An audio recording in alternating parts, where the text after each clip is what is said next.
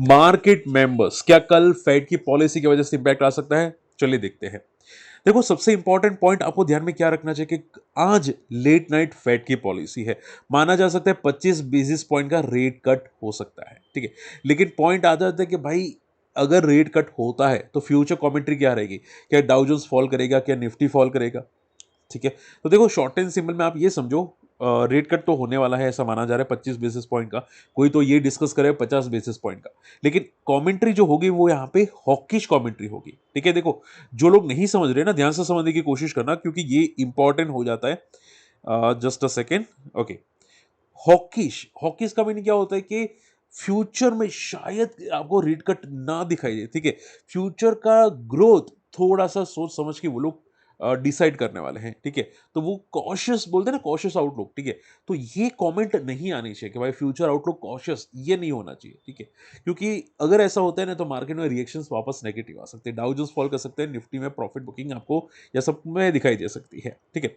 So point क्या आ जाता है, आपको यूएस मार्केट में क्या अपडेट आता है आज लेट नाइट, वो आपको ध्यान में रखना है, ठीक है। देखो, मैं आपको इंपॉर्टेंट अपडेट्स यहाँ पे फ्री टेलीग्राम के अंदर अपडेट कर दूंगा, ठीक है। आप कम्युनिटी में यहाँ पे डेफिनेटली ज्वाइन कर सकते हैं, फ्री टेलीग्राम चैनल को ज्वाइन कर सकते हैं। और अगर अकाउंट ओपन करना है तो डीमेट अकाउंट ओपनिंग की लिंक वीडियो के डिस्क्रिप्शन कमेंट्स में प्रोवाइड कर दूंगा, ठीक है। आपको फ्री लेक्चर्स में सेंड करूंगा और हम लोग सेशन भी रखेंगे सैटरडे संडे, या फिर अलग से कुछ सेशन रखेंगे जो आपको सिखाने में बहुत मदद करने वाले हैं। तो अगर आप इंटरेस्टेड है, जरूर आ सकते हैं, अकाउंट ओपन कर सकते हैं। अकाउंट ओपनिंग की लिंक फ्री टेलीग्राम में भी मिल जाएगी और यहाँ के वीडियो के डिस्क्रिप्शन कमेंट्स में भी जरूर मिल जाएगी, ठीक है। आपको सीखने के लिए बहुत कुछ मिलने वाला है अगर आप कम्युनिटी आ सकते हैं, ज्वाइन करते हैं, ठीक है। चलिए, सो शॉर्ट एंड सिंपल में मार्केट में वेट की पॉलिसी है, देखती है यहाँ पे क्या इंपॉर्टेंट अपडेट आता है। अब देखो, आज भी एफआई ने सेलिंग की है, यानी कि मार्केट में सेलिंग प्रेशर हर जगह से है। स्मॉल कैप में है, मिड कैप में है, निफ्टी में, हर जगह से सेलिंग प्रेशर है, ठीक है। तो आपका देखो माइंड यही होना चाहिए कि भाई शॉर्ट टर्म में मार्केट में प्रॉफिट बुकिंग है तो आपके स्मॉल एंड मिड कैप्स भाई तगड़े गिरने वाले हैं, ठीक है। बहुत सारी कंपनीज होंगी जो तगड़ी गिरेगी, ठीक है। तो आपका व्यू कैसा है, ठीक है। शॉर्ट टर्म का है, मिड टर्म का है, लॉन्ग टर्म का है, उसमें केयरफुल लेना पड़ेगा, ठीक है। क्योंकि अगर शॉर्ट टर्म का व्यू है भाई, आपने कोई स्टॉक में एवरेज किया और गिर गया तो क्या होगा, ठीक है। ये सब माइंड आपका प्रिपेयर रहना चाहिए कि भाई क्या स्ट्रेटेजी मिली रहेगी, ठीक है। क्योंकि आप पूछोगे सर, मान लो मैंने ये स्टॉक में एवरेज किया, फलाने स्टॉक में किया, बट वो स्टॉक भी गिरा तो आगे जाके, ठीक है। तो आपका पहले ये ध्यान में होना चाहिए कि भाई उसका सपोर्ट कहाँ पे है, क्या मार्केट के साथ साथ और गिरेगा, ये सब पॉइंट आपके माइंड में होने चाहिए, ठीक है। चलिए, तो शॉर्ट एंड सिंपल में फेड की पॉलिसी है, लेट नाइट रेट कट होगा 12 बजे रात को पता चल जाएगा। और माना जा रहा है यहाँ पे कि आगे शायद रेट कट विजिबिलिटी ना दिखाई दे, क्योंकि इन्फ्लेशन दिखाई दे सकती है, बिकॉज कि भाई ट्रम्प लगातार टैरिफ बढ़ाता रहा है। अभी रिसेंटली इंडिया के साथ अभी ट्रेड डील होने वाली है, ठीक है। उसमें भी कुछ अपडेट्स आ रही है नेगेटिव साइड पे लिटिल बिट, ओके। सो ये सब कुछ चीजें हमको डेफिनेटली फोकस करनी पड़ेगी, ठीक है। चलिए, ओला। अब देखो, ओला अभी भी लगातार गिरता हुआ दिखाई दिया है। अगर हम लोग ओला की बात करें, जहाँ पे ओला में क्या दिखाई दे रहा है, आज भी फॉल करता हुआ दिखाई दिया, नो पुल बैक, कुछ भी नहीं, ठीक है। अब मार्केट शेयर तो ओला का गिर ही रहा है, मार्केट शेयर यहाँ पे 7% आ चुका है। इसके अलावा प्रमोटर ने भी स्टेक प्लेज किया है, ठीक है। स्टेक टू Q2 के अंदर प्लेज किया है। मैंने यहाँ पे देखने की कोशिश की, यहाँ पे जनरली अपडेट हो जाता है, स्टेक अगर प्लेज किया हो तो यहाँ पे अपडेट होता है, बट आई थिंक किसी ने अपडेट नहीं किया है, ठीक है। बट ये थोड़ी सी चीज़ें नेगेटिव है, स्टेक प्लेज करना इज लिटिल बिट नेगेटिव, ठीक है। तो आप ये समझो कि पहले तो ये सपोर्ट लेने जाएगा, अभी के लिए तो आप ये समझो ये सपोर्ट लेने जाएगा, ठीक है। और फॉरेन प्ले ने भी स्टेक रिड्यूस किया है, ठीक है। इन शॉर्ट में हर तरफ से ओला की रिलेटेड नेगेटिव न्यूज़ आ रही है, हर तरफ से ओला की नेगेटिव न्यूज़ आ रही है, ठीक है। सो ओला में सेलिंग प्रेशर टोटली है। लिस्टिंग का आप देखोगे यहाँ पे एक सपोर्ट था, लिस्टिंग के बाद अराउंड 40 का, ठीक है। अब देखते हैं यहाँ पे क्या होता है, क्या ये आगे कब रिकवर करेगा, कब सस्टेन करेगा, वो देखेंगे, ठीक है। बट अभी के लिए मार्केट कंडीशंस के साथ साथ ये भी इंपॉर्टेंट लेवल्स तोड़ चुका है, ठीक है। बड़े प्लेयर्स भी अभी थोड़े, आप ये समझो, देखो खराब स्टॉक होंगे ना वो फॉलिंग मार्केट में गिरेंगे गिरेंगे। आप मान लो पीसी ज्वेलर्स हो गया या सुजलॉन हो गया, सुजलॉन तो ठीक है, जीपी पावर हो गया, ओला हो गया, वो तो फॉलिंग मार्केट में सबसे पहले गिरते हैं। हाँ, रिकवरी मार्केट में रिकवरी आएगी, बट फॉलिंग मार्केट सबसे पहले गिरता है। तो ये बात आपको ध्यान में रखनी चाहिए कि भाई अभी फॉलिंग मार्केट है तो अभी क्या, ठीक है, अभी फॉल कर रहे हैं। अदानी ग्रीन, अब देखो आज अदानी ग्रीन में ब्लॉक डील हुई है, ठीक है। क्वांट म्यूचुअल फंड की एंट्री होती हुई दिखाई दे। तो भी आप पूछेंगे सर आज तो भी फॉल क्यों किया, रीजन ये था कि यहाँ पे प्रमोटर ने भी कुछ स्टेक सेल किया है, मैं आपको बताना चाहूंगा, यहाँ पे फोकस कीजिएगा। देखो यहाँ पे मैं अगर अदानी ग्रीन का नाम लिखता हूं यहाँ पे, ठीक है, अदानी ग्रीन, तो आप देखोगे यहाँ पे total energy renewable Indian ocean ने यहाँ पे बहुत तगड़ी क्वांटिटी सेल की है, बहुत तगड़ी क्वांटिटी। और उसके कंपेयर में यहाँ पे आप देखोगे यहाँ पे क्वांट म्यूचुअल फंड ने कितना किया है, तो क्या आई थिंक उससे आधी क्वांटिटी ट्राई की है। हालांकि ज्यादा फॉल नहीं हुआ है, लेकिन स्टिल सेलिंग ज्यादा है एज कंपेयर टू पॉजिटिविटी। ठीक है, तो आप ये समझो ये थोड़ी सी नेगेटिव चीज़ें हैं कि भाई यहाँ पे इंस्टीट्यूट क्वांटिटी यहाँ पे सेल होती हुई दिखाई दी है। ठीक है, सो अभी के लिए इसको आप बोले कि सर पॉजिटिव न्यूज़ है नेगेटिव, तो मैं आपको ये बोलूँगा भाई ना पॉजिटिव है ना नेगेटिव है। ठीक है, तो अभी के लिए तो साइडवेज है, और अगर नेगेटिव न्यूज़ होती तो ज़्यादा ये प्रॉफिट बुकिंग कर लेता। ठीक है, एंड मार्केट में फॉलिंग प्रेशर है। ठीक है, तो इसमें भी अभी के लिए तो फॉल आपको दिखाई दे रहा है सब कुछ। ठीक है, सो देखते हैं यहाँ पे, आप अगर हम लोग चार्ट्स की सबसे बात करें तो एक टाइम पे इसने सपोर्ट लिया था अराउंड 2023 में, जो 400 का था। उसके बाद 2025 में लिया था जो 900 का सपोर्ट था, और ये एक बेस बना चुका है 900 के आसपास। ठीक है, एक बहुत तगड़ा बेस बना चुका है। अब ये बेस ब्रेक करेगा या ब्रेकआउट करेगा वो तो आगे जाके देखेंगे। ठीक है, और इसका रेजिस्टेंस जब तक ये लेवल ना टूटे तब तक तो कुछ भी नहीं कहा जा सकता। ठीक है, तो ये क्या कर रहा है, बस अभी एक टाइम पास कर रहा है यहाँ पे एक। ठीक है, तो देखते हैं यहाँ पे क्या होता है, क्या ये रेंज ब्रेक करेगा नहीं करेगा। ठीक है, आगे जाके हम लोग देखेंगे इसमें के लिए। बट हाँ, ये स्टॉक पे न्यूज़ कोई ज़्यादा नेगेटिव हम लोग नहीं बोल सकते। रिलायंस इंफ्रा, अब देखो एनफोर्समेंट डायरेक्टरेट ने यहाँ पे 13 बैंक अकाउंट को यहाँ पे सील किया है। ठीक है, ये सोर्सेज की तरफ से न्यूज़ है, यानी कि कोई कंफर्मेशन नहीं है, सोर्सेज की तरफ से है, और ये न्यूज़ नेगेटिव है रिलायंस इंफ्रा के लिए। ठीक है, ये generally Reliance power, Reliance group के लिए ही नेगेटिव। रिलायंस इंफ्रा एक टाइम पे बहुत पिट चुका था, कंपनी वापस रिकवर कर रही थी, ऑर्डर्स अच्छे मिल रहे थे। ठीक है, तो कंपनी आप देखोगे फ्रॉम द लोअर लेवल से अराउंड 2020 की बात है, जब ये क्रैश हुआ था 13 रुपये पे आ चुका था। उसके बाद गया था 400 पे 2025 मार्च में। ठीक है, अब ये यहाँ पे ये लगातार नेगेटिव न्यूज आ रही है, तो ये थोड़ा पैनिक रिएक्शंस क्रिएट करता हुआ दिखाई दिया है। अब देखो यहाँ पे ये जो रिकवरी हुई थी, ये वॉलेटाइल रिकवरी हुई थी। आप देख सकते हैं यहाँ पे बार बार सपोर्ट लेके बाउंस बैक कर रहा था, सपोर्ट लेके बाउंस बैक कर रहा था, सपोर्ट लेके बाउंस बैक कर रहा था, और इसका बहुत ही अच्छा बेस जो था वो 200 के आसपास था, क्योंकि यहाँ पे मल्टीपल टाइम्स इसने बेस बनाया था। ठीक है, अब अगर वो बेस टूटता है, ठीक है, तो इसका अगला जो बेस बनता है यहाँ पे, ठीक है, यहाँ पे अप्रोक्सीमेटली 98 के आसपास यहाँ पे इसका अगला बेस बनता है। ठीक है, so market condition negative, news इस कंपनी के लिए नेगेटिव हो, तो अभी के लिए तो आप ये समझो कि रिलायंस ग्रुप में तो अभी आफत पड़ी है। ठीक है, बहुत इंपॉर्टेंट लेवल्स समझ देखने चाहिए कि भाई अगर ये सस्टेन कर रहा है कि नहीं, अगर नहीं कर रहा है तो ये इंपॉर्टेंट लेवल्स के नीचे जा सकता है। हालांकि फ्यूचर कमेंट्री कैसी होगी, या फ्यूचर क्या कंपनी वापस अपने पैरों पे आएगी, क्या पॉजिटिव होगी कि नहीं, आप मुझे कमेंट करना, तो मैं इसकी भी एक case study, detail case study बना दूंगा, जैसे कि मैंने सुजलॉन की बनाई थी। ठीक है, तो आप बोले तो वो भी मैं प्रिपेयर कर दूंगा, रिलायंस पावर और रिलायंस इंफ्रा की केस स्टडी डेफिनेटली बना दूंगा। ठीक है, बट आप इंटरेस्ट रखते हैं तो, क्योंकि क्या है देखो, ये सब केस स्टडी बनाने में मुझे स्टार्ट टू एंड चेक करना पड़ेगा कि भाई ये जो न्यूज़ आ रही है कि उसका कितना इम्पैक्ट होगा, क्या कंपनी सर्वाइव करेगी कि नहीं, वो सब मुझे चेकआउट करना पड़ेगा। ठीक है, तो आप बोले तो वो भी मैं केस स्टडी बनाने के रेडी हूँ।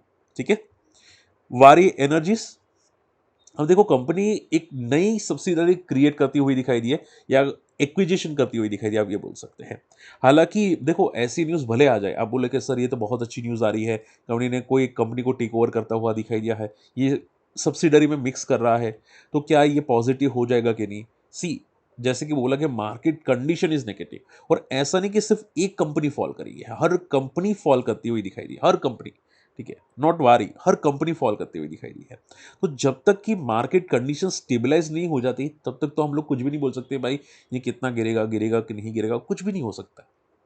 आप समझ रहे हो, आप ये समझो कि जो कंपनी कम गिर रही है वो उल्टा अच्छी बात है कि भाई कम गिर रही है, बट अगर ज्यादा गिर रही है तो आप ये समझो कि उसमें अभी इंपॉर्टेंट लेवल्स टूटने स्टार्ट हो चुके हैं, अब वो और नीचे जाने के चांसेस रखती है।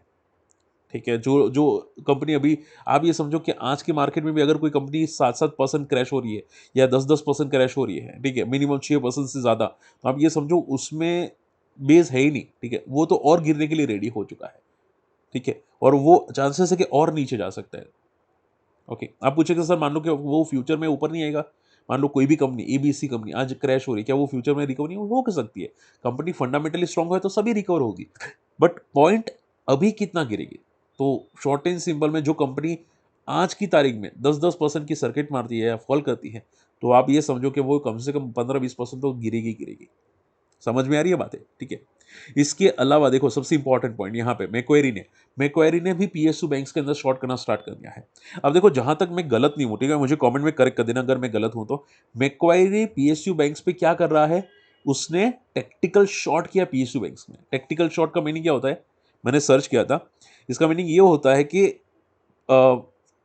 कोई कंपनी के अंदर पोजीशन लंबी रखता है, पॉजिटिव साइड पे रखता है, ठीक है, और उसको हेज करने के लिए यहाँ पे, ठीक है, बैंक्स को शॉर्ट कर लेता है। जैसे कि आप लोगों ने देखा होगा ना, म्यूचुअल फंड वाले हेज करते हैं, तो वो क्या करते हैं कि भाई स्टॉक अगर है तो वो पकड़ के बैठे रहते हैं, पोर्टफोलियो के अंदर स्टॉक अगर है, और उसका फ्यूचर को शॉर्ट कर लेते हैं, ताकि ताकि फॉलिंग मार्केट में बेनिफिट भी उठा सके शॉर्टिंग का।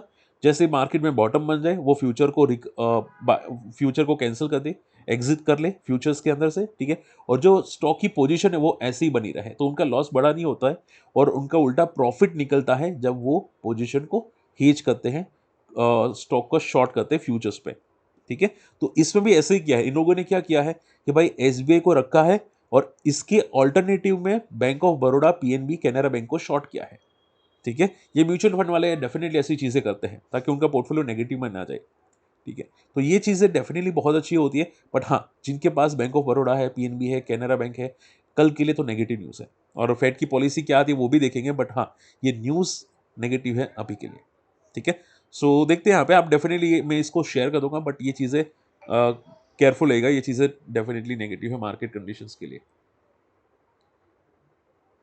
चलिए फटाफट आप लोगों की मैं क्वेरीज लेना स्टार्ट करता हूँ। सबसे पहली जो क्वेरी आ रही है यहाँ पे, एंड देखो कमेंट करते रहना, ठीक है, आपको किस तरह का चाहिए डेटा, ठीक है, ऐसी ऐसी केस स्टडी चाहिए कि नहीं, समझ में आया कि नहीं, मुझे कमेंट जरूर करना। कभी कभी मुझे लगता है कि मैं शायद ज़्यादा लंबा खींच रहा हूँ केस स्टडीज़ को, बट एनीवे। इंटरग्लोब एविएशंस, मुझे किसी ने कमेंट किया सर क्या इंटरग्लोब एविएशंस, देखो मैं ये तो नहीं बोल सकता कि फॉल एक्सपेक्टेड है कि नहीं, ठीक है, बट देखो आप खुद सोचो, अभी मैंने कुछ न्यूज़ सुनी थी इंटरग्लोब एविएशंस के अंदर कि इनका मार्केट शेयर को कम किया जा सकता है, ठीक है, और अदर कंपनी का शेयर बढ़ाया जा सकता है, यानी कि भाई इसकी जो फ्लाइट्स है इंडिगो की, वो कम कम करने वाले हैं, ठीक है, और दूसरी जो कंपनी होगी like spice jet, air air India, उनकी फ्लाइट्स बढ़ाई जाएगी, और अगर इनके फ्लाइट्स कम होंगे तो क्या होगा, प्रॉफिट कम होगा, रेवेन्यू कम होगा, ठीक है, तो उल्टा वो पैनिक क्रिएट होगा। तो आप ये समझो कि जो इंडिगो जो वैल्यूएशंस पे ट्रेड करा है, ठीक है, यहाँ पे देखो इंडिगो इंडिगो की वैल्यूएशंस क्या है अभी 36 के पी पे, जो वैल्यूएशंस पे ट्रेड करा है, क्या हो सकता है अगर ये वैल्यूएशंस इतनी उसको ना मिले, ठीक है। प्लस इंडिगो में प्रॉब्लम क्या है, देखो इसका डेट का लिमिट देखो, ठीक है, तो ये डेट उल्टा बढ़ता रहेगा, ठीक है। पहले तो आप देखोगे, मान लो कि भाई डेट यहाँ पे बढ़ रहा है ऑलरेडी, ठीक है, बट वो मान लो हर साल 8,000 करोड़ से बढ़ रहा है, तो अभी आगे जाकर शायद वो 10,000 12,000 करोड़ से बढ़ सकता है, ठीक है, क्योंकि डेट अगर ये लोग कंट्रोल में नहीं लाएंगे, ठीक है, तो खाएंगे क्या, आप समझ रहे। और अगर फ्लाइट्स कम हो जाएगी तो डेफिनेटली इंपैक्ट आएगा, तो शॉर्ट टर्म सिंपल में इंडिगो में तो इंपैक्ट दिखाई दे रहा है, ठीक है। अब वो क्या करता है वो देखना पड़ेगा, बट चांसेस तो अभी भी नेगेटिव साइंस के हैं, तो आपको ये सब थोड़ा कॉशियस रहना चाहिए। Market condition is negative, large cap है इसकी वजह से वो 10-10% फॉल नहीं करा, बट हाँ मार्केट कंडीशन इज नेगेटिव, ठीक है। सर आपकी एनालिसिस बहुत अच्छी है, बहुत आपने डीपली नॉलेज दिया, अदानी पे वीडियो बनाए आप, बट आप मुझे कमेंट कीजिएगा कि आपको अदानी पे कौन सी कंपनीज पे चाहिए, ऐसी अगर डिटेल की स्टडी चाहिए कौन सी कंपनी पे चाहिए, मुझे कमेंट कीजिएगा, मैं करने की कोशिश करूंगा, ठीक है। और जैसे कि मैं बोला हूँ, वापस आप कम्युनिटी में आ सकते हैं, ठीक है, मैं आपके लिए स्पेशल सेशंस रख रहा हूँ फ्री ऑफ कॉस्ट, ठीक है, आपको काफ़ी चीज़ें सीखने को मिलेगी, स्टॉक्स का सपोर्ट रेजिस्टेंस सीखने को मिलेगा, एंड निफ्टी का सपोर्ट रेजिस्टेंस, और निफ्टी में स्ट्रेटजीज, कुछ बेसिक स्ट्रेटजीज, ठीक है, काफ़ी चीज़ें सीखने को मिलेगी। अगर इंटरेस्टेड है अकाउंट ओपन कर सकते हैं, ठीक है। ऐसा मेरा प्री रिकॉर्डेड कोर्सेज भी है, वो मैं आपको शेयर कर दूंगा अगर आप इंटरेस्ट रखते हैं तो, ठीक है, तो आप जरूर अकाउंट ओपन कर सकते हैं हमारी लिंक से। चलिए एमएमटीसी की बात करते हैं। यहाँ पे एमएमटीसी देखो, मार्केट कंडीशंस जैसे कि बोला वीक है, ठीक है।